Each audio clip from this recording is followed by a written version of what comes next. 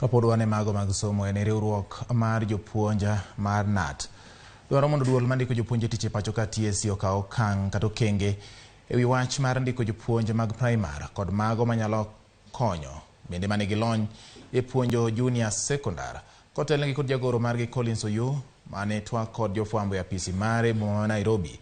TSC ande ne ochwalo jopuonj ma ok oromo puonjo jopuonjre mag junior secondary. Kata kamano ne gikwayo jopuonj man kod lony e primary mondo mior kwayo wach mapok TSC ogole chung' margi nyaka sani. Kata bed ni kinde to koro sudo.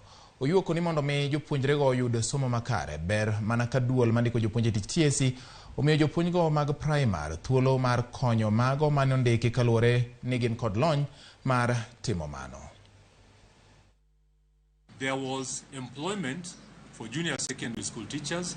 Then finally, after this teachers report, Teachers Service Commission promised to promote or to move our teachers in primary schools to proceed to junior secondary schools depending on their qualifications. You know, much as I do, that every other time, every other year, we've actually pushed Teachers Service Commission to deploy those who have actually qualified to teach in secondary schools, but this has not actually happened as expected. Those teachers are still there. I want to request Teachers Service Commission. Yes, you said you're mapping out. Let it not take time because we want learners to commence learning as soon as yesterday. The fact that you posted a few to junior secondary is not enough.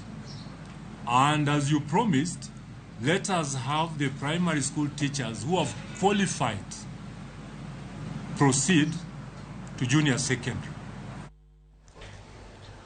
Oro maliyo mapodo nano e pacho ka medo rocho